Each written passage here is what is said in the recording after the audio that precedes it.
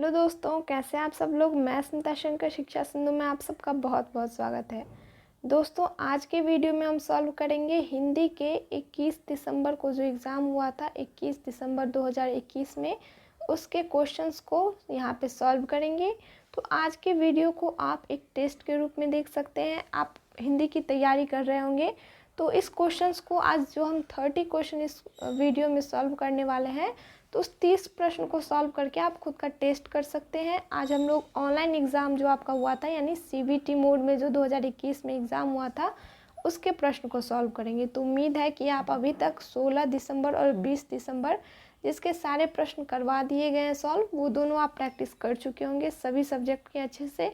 आज हम प्रैक्टिस करेंगे 21 दिसंबर के हिंदी के क्वेश्चन को।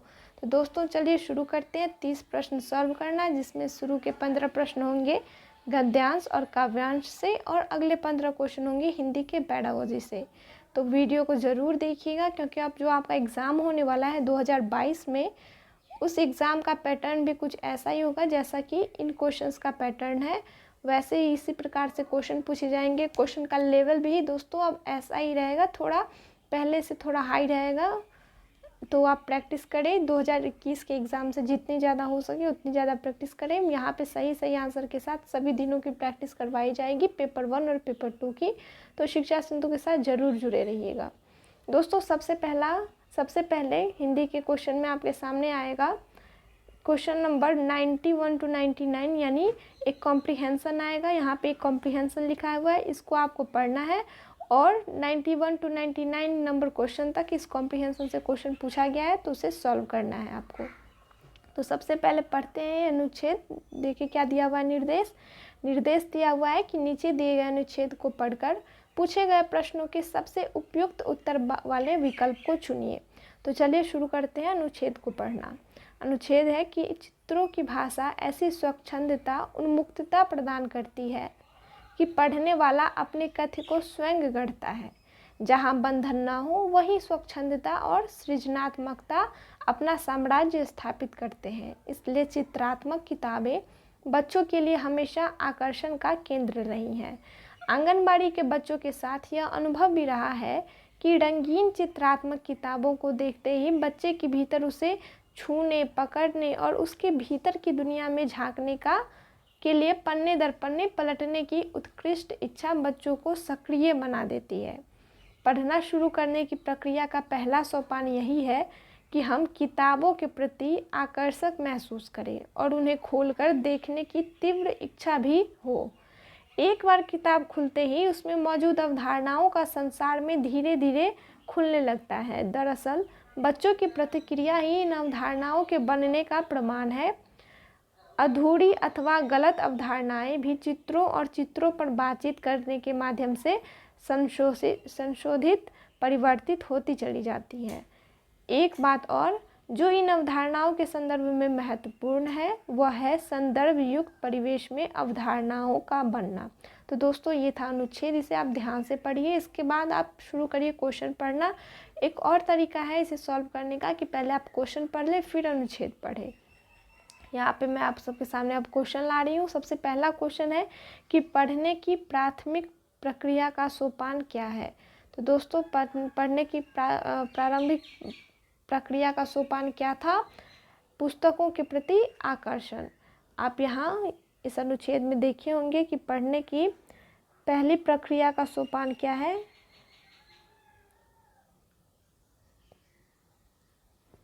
देख सकते हैं चित्रों की भाषा ऐसी स्वच्छंदता उन्मुक्तता प्रदान करती है कि पढ़ने अपने आप करता है, और इसी में आपको मिलेगा पढ़ने की पहली।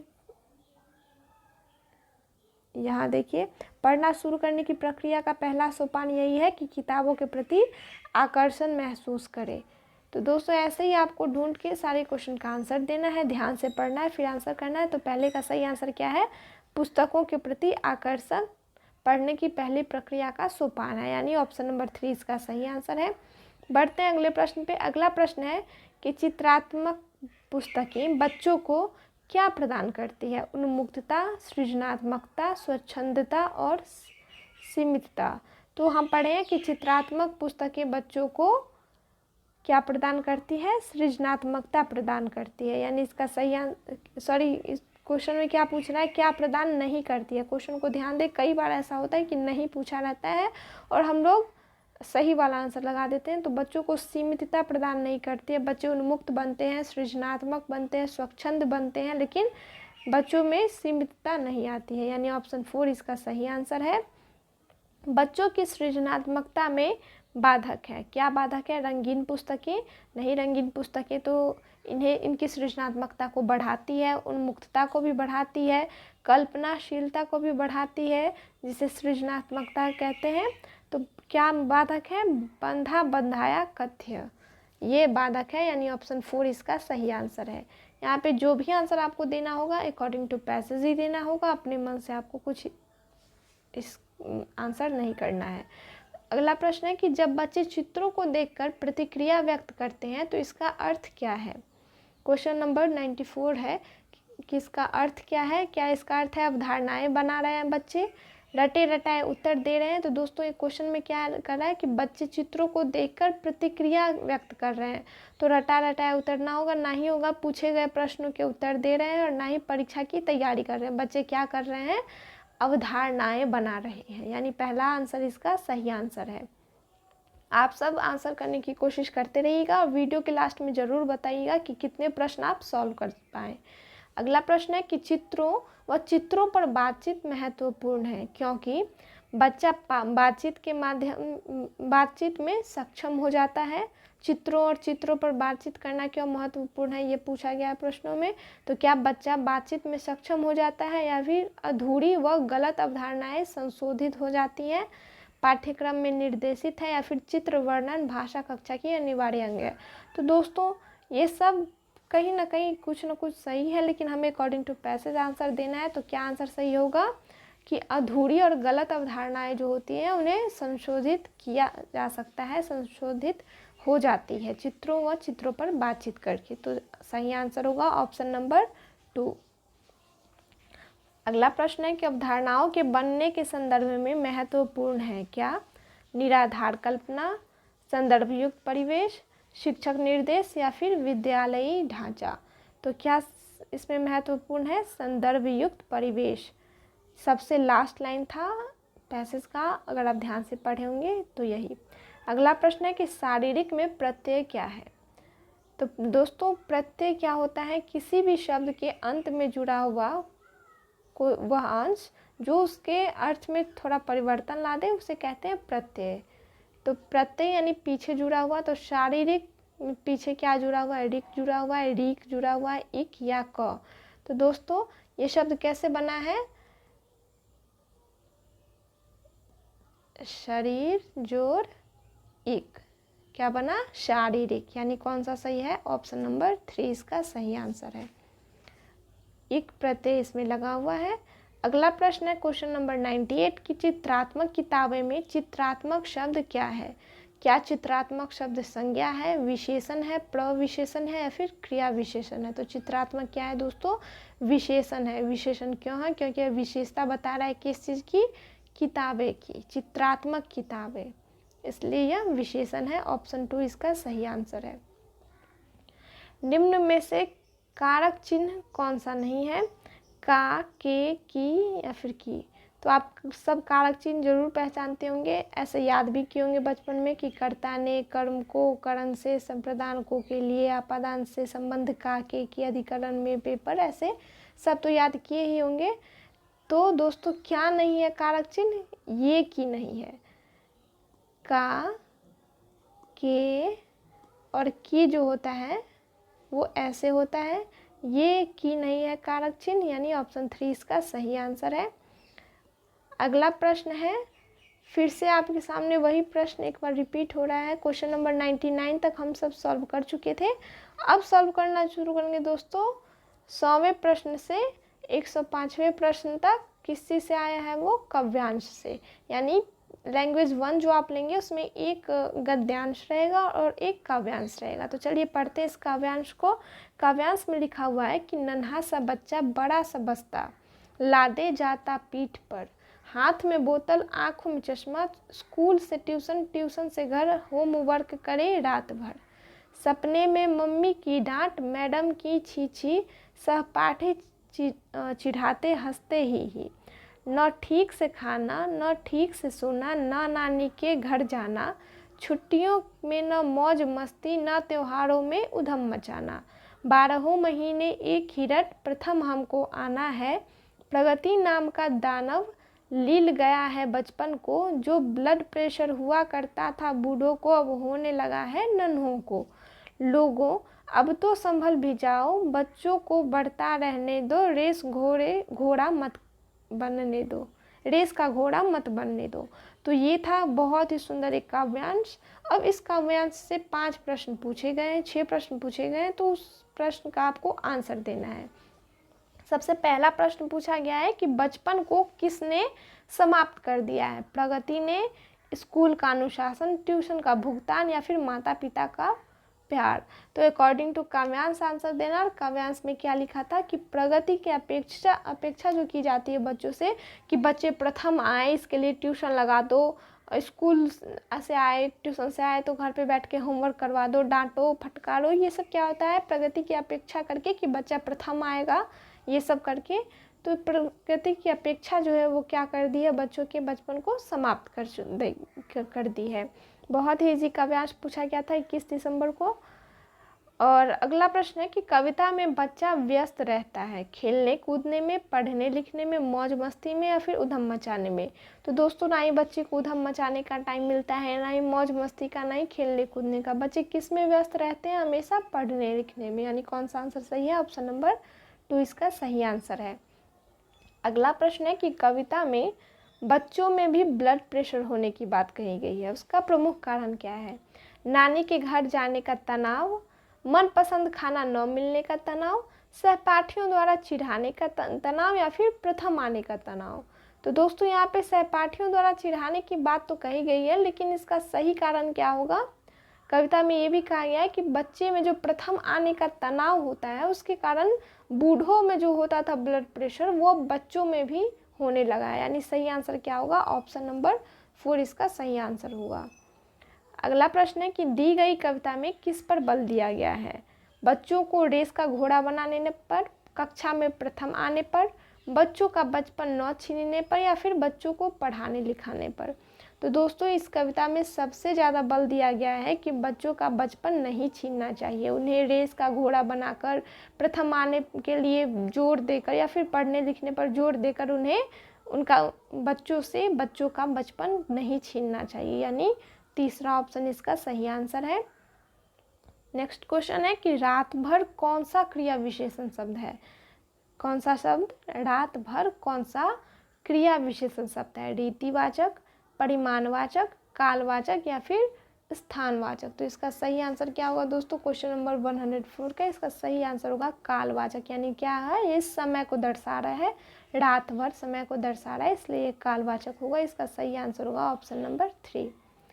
नेक्स्ट क्वेश्चन है कि उपसर्ग, प्रगति में कौन सा उपसर्ग व मूल शब्द है? ध्यान दें, आपसे पूछा गया था कि किस एक शब्द ऐसा ही उसमें ढूंढना था आपको। यहाँ पे पूछ रहा है कि प्रगति में कौन सा उपसर्ग है और कौन सा मूल शब्द है। तो क्या प्र उपसर्ग है और गति मूल शब्द है, या फिर प्रग और ति, पर और गति, या फिर प्रगत जोड़ ई? कौन सा सही आंसर होगा इसका? क्वेश्चन नंबर 105 का इसका सही आंसर होगा प्र जोड़ गति।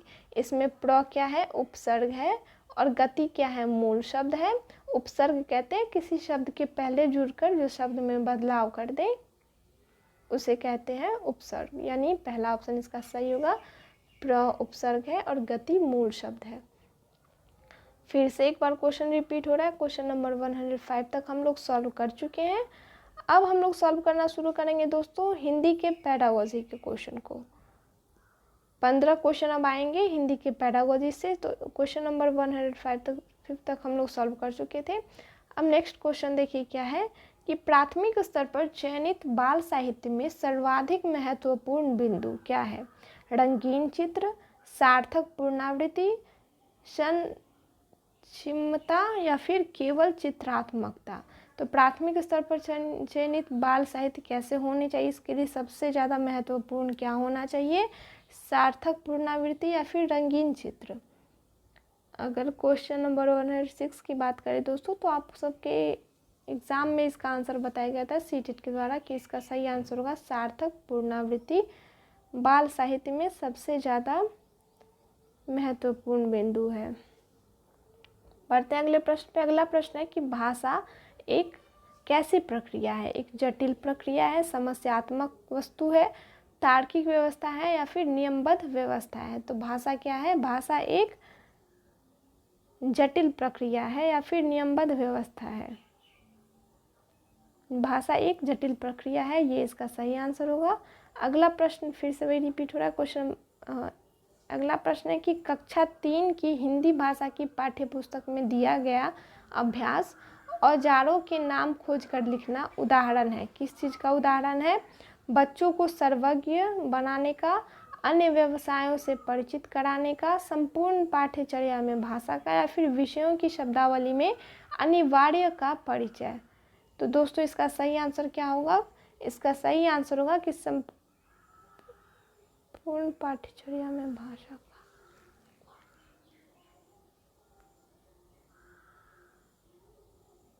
इसका सही आंसर दिया हुआ है संपूर्ण पाठ्यचर्या में भाषा का।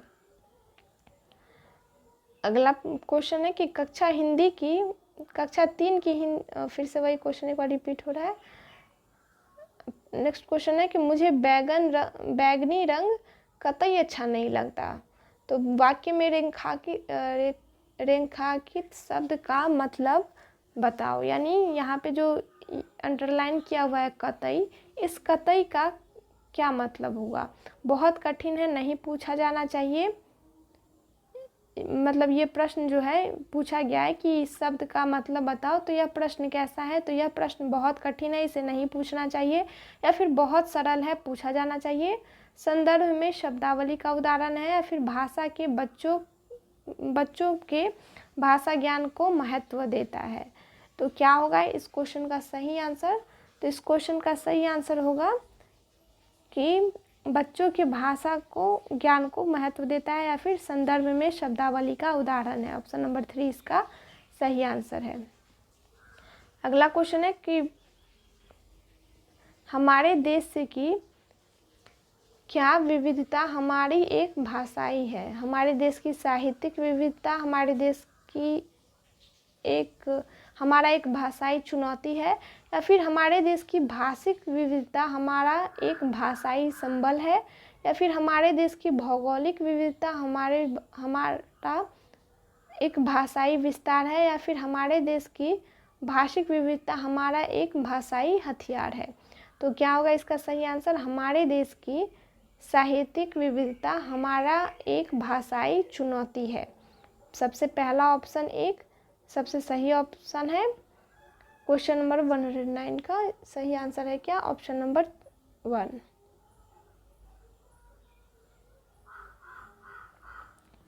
अगला क्वेश्चन है कि प्राथमिक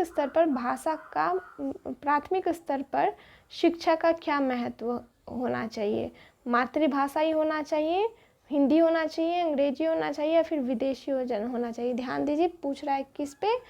प्राथमिक स्तर पर। तो प्राथमिक स्तर पर कैसा होना चाहिए दोस्तों? मातृभाषा होना चाहिए, यानी पहला ऑप्शन इसका सही आंसर होगा।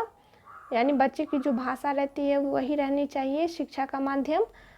अगला प्रश्न है कि विभिन्न प्रकार की शिक्षण सामग्री भाषा सीखने सिखाने की प्रक्रिया को कैसी बनाती है? सरल बनाती है, रोचक, समावेशी या फिर जटिल बनाती है? तो विभिन्न प्रकार की शिक्षण सहायक सामग्री क्या करती है? सीखने सिखाने की प्रक्रिया को समावेशी बनाती है। ऑप्शन नंबर 3 इसका सही आंसर है। अगला प्रश्न है कि किस विद्या में मौखिक अभिव्यक्ति के विकास की सर्वाधिक गुंजाइश है? जीवनी में, आत्मकथा में, डायरी में या फिर एकांकी में? कैसी बात की जा रही है? मौखिक अभिव्यक्ति के विकास की। तो सही आंसर क्या होगा? सही आंसर होगा एकांकी में, क्योंकि एकांकी में क्या होता है? बच्चों से रोल प्ले करवाया जाता है, अलग अलग पात्र का रोल करवाया जाता है। तो उससे क्या होता है? बच्चे बोल बोल के एक्टिंग करते हैं, उससे मौखिक अभिव्यक्ति का विकास होता है, यानी विकास होता है। तो ऑप्शन नंबर 4 इसका सही आंसर है। प्राथमिक स्तर के बच्चों में लिपि ज्ञान और वर्तनी ज्ञान के माध्यम से लेखन कौशल का विकास किया जाता है, या फिर रेखांकन और शब्द लेखन के माध्यम से लेखन कौशल का विकास किया जाता है। ध्यान दें, यहाँ पे पूछा जा रहा है लेखन कौशल के बारे में। या फिर रेखांकन और चित्रांकन के माध्यम से लेखन कौशल का विकास किया जाता है, या फिर वर्तनी ज्ञान और वाक्य लेखन से।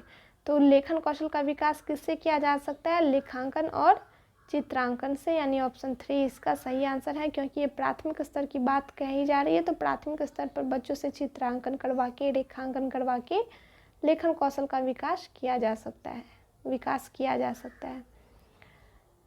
अगला प्रश्न है कि तुम्हारी परिचित नदी के किनारे क्या क्या होता है? सवाल बच्चों को कैसा अवसर देता है? अपनी नदियों की जानकारी देने का अवसर देता है, अपने अनुभवों को साझा करने का, अपने पर्यावरण का संरक्षण करने का, या फिर विभिन्न नदियों के नाम बताने का। तो इसका सही आंसर क्या होगा? बच्चों को क्या किया जाता है? अपने अनुभव को साझा करने का अवसर दिया जाता है। अगला प्रश्न है कि भाषा अर्जन क्षमता क्या है? किससे संबंधित है? स्किनर से, पियाजे से, चॉम्स्की से, या फिर वाइगोत्स्की से? तो भाषा अर्जन क्षमता की बात करी थी किसने? चॉम्स्की ने। इन्होंने क्या किया था? भाषा अर्जन क्षमता की बात कही थी। अगर आप चॉम्स्की का थ्योरी नहीं पढ़े तो आप पढ़ सकते हैं, पढ़ा दिया गया है पहले ही। लैंग्वेज लर्निंग डिवाइस के बारे में इन्होंने बात की थी। अगला प्रश्न है कि मोना दूसरी कक्षा में पढ़ती है, वह पढ़ते समय अटकती है, संभवतः वह किस चीज़ से ग्रस्त है? यानी वह एक रूप से नहीं पढ़ पाती, वो अटक के पढ़ती है। तो वह किस चीज़ से ग्रस्त है? डिस्ग्राफिया से, डिसलेक्सिया से, डिसकैलकुलिया से, या फिर अफेजिया से? तो इसका सही आंसर क्या होगा? इसका सही आंसर होगा वो ग्रसित है डिसलेक्सिया से। डिसलेक्सिया में बच्चे अटक के बोलते हैं, फ्लुएंटली नहीं पढ़ पाते हैं किसी भी चीज़ को। तो ऑप्शन नंबर 2 इसका सही आंसर है। अगला प्रश्न है कि सुनी और पढ़ी कहानियों के आधार पर बच्चों के साथ कौन सी भाषाई गतिविधि सर्वाधिक महत्वपूर्ण होगी? कहानी को शब्दतः दोहराने के लिए कहना, या फिर कहानी के पात्रों के नाम बताना, कहानी का शीर्षक बताना, या फिर कहानी पर प्रश्न निर्माण करवाना? तो सबसे सर्वाधिक महत्वपूर्ण गतिविधि कौन सी होगी इसके लिए? इसके लिए सर्वाधिक महत्वपूर्ण गतिविधि होगी कि कहानी पर प्रश्न बनवाना। इससे क्या होगा? बच्चे कहानी को अच्छे से समझ पाएंगे, उसके अनुसार वो प्रश्न का अगर निर्माण करेंगे तो उनमें सृजनात्मकता की क्षमता आएगी, यानी ऑप्शन नंबर 4 इसका सही आंसर है। अगला प्रश्न है कि प्राथमिक स्तर पर हिंदी भाषा का आकलन करते समय आप किसे सर्वाधिक महत्वपूर्ण देंगे? हमेशा ध्यान रखें किस स्तर की बात की जा रही है, तो प्राथमिक स्तर की बात की जा रही है। तो सर्वाधिक महत्वपूर्ण आप किसे मानेंगे? मौखिक अभिव्यक्ति को, लिखित परीक्षा, जांच सूची, या फिर साक्षात्कार? तो इसका सही आंसर होगा मौखिक अभिव्यक्ति, यानी बच्चों से पूछना, बच्चों से बुलवाना, ये सबसे सर्वाधिक महत्वपूर्ण गतिविधि होगी हिंदी के आकलन की। तो ऑप्शन नंबर 1 इसका सही आंसर होगा। और आज का लास्ट क्वेश्चन है कि कविता के संदर्भ में सर्वाधिक महत्वपूर्ण क्या है? कविता को भावपूर्ण पढ़ना, या फिर कविता की व्याख्या करना, कविता में अलंकार जो है उसे जानना, या फिर उसके छंद के बारे में जानना? तो सर्वाधिक महत्वपूर्ण क्या है? कविता के भाव को समझना, कविता को पढ़ना, कैसे? भावपूर्ण पठन करना कविता का, यानी ऑप्शन नंबर 1 इसका सबसे सही आंसर है। तो दोस्तों यहीं पे ख़त्म होता है आज के 30 प्रश्न। कितने प्रश्न आपके सही हुए ज़रूर बताएं। अगर किसी क्वेश्चन में डाउट हो तो वो कमेंट में ज़रूर आप बताएं। कैसा लगा वीडियो ये भी बताएं। पसंद आया हो तो अपने दोस्तों के साथ शेयर करें। शिक्षा सिंधु के साथ जुड़े रहें, क्योंकि यहाँ पे आपको प्रैक्टिस करवाई जाएगी ऑनलाइन एग्ज़ाम के सभी क्वेश्चंस की, और सभी दिनों के पेपर 1 और पेपर 2 दोनों पेपर के क्वेश्चन की तैयारी यहाँ पे करवाई जाएगी। तो शिक्षा सिंधु के साथ जुड़े रहें 2022 की बेहतरीन तैयारी के लिए। वीडियो को पूरा देखने के लिए बहुत बहुत धन्यवाद। और ये क्वेश्चन अगर आपको चाहिए, इसका आंसर चाहिए, क्वेश्चन चाहिए, तो आप टेलीग्राम चैनल ज्वाइन कर सकते हैं, और शिक्षा सिंधु को फेसबुक और इंस्टाग्राम पे भी फॉलो कर सकते हैं। देखने के लिए बहुत बहुत धन्यवाद।